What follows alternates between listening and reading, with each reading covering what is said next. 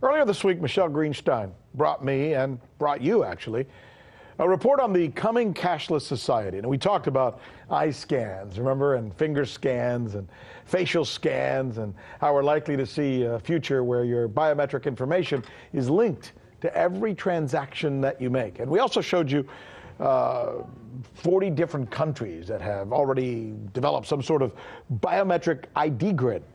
But while looking into this, Michelle found a story that she thinks deserves a segment of its own. This one is about microchips, but not just microchips. Microchips being inserted into the bodies of human beings.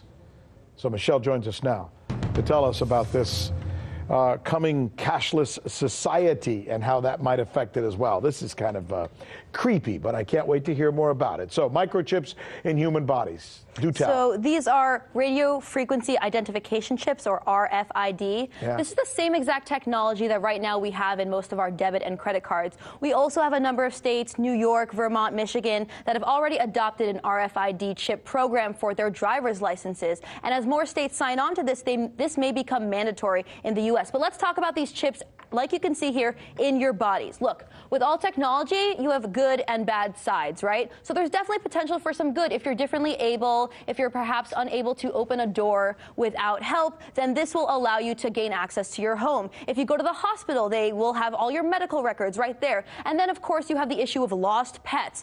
Over the past few years, we've seen these heartwarming stories of owners being reunited with their dogs.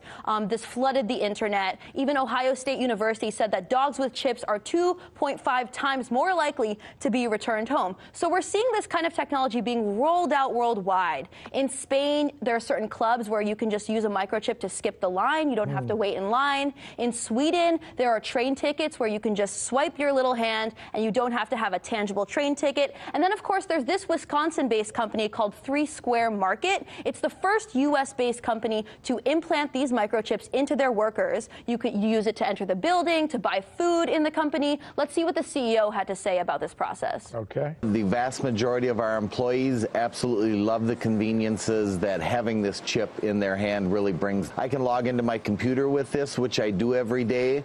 I can log into my phone with it. I can pay for items if I forgot my credit card or my phone. I can log into work. This is the actual size of the chip. I don't know if you can see that, but it is the size of a grain of rice, literally. So this is the kind of thing that could be really good for humanity, right? We could prevent identity theft.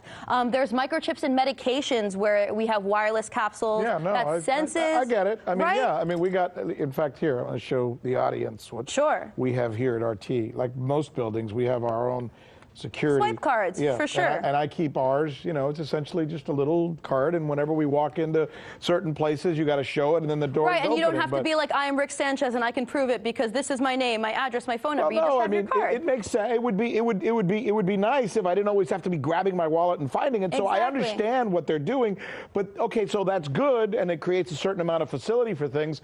I don't want something in my body, A, and B, I'm uncomfortable with the fact that then somebody could be surveilling me at all times. Right, exactly. There's a huge privacy concern, and this is the type of ramification, political ramifications, that innovators usually don't consider. Of course, governments and corporations can exploit this kind of data and thus exploit you. But right now, this is not mandatory, right? Employers cannot mandate that you have this in your body.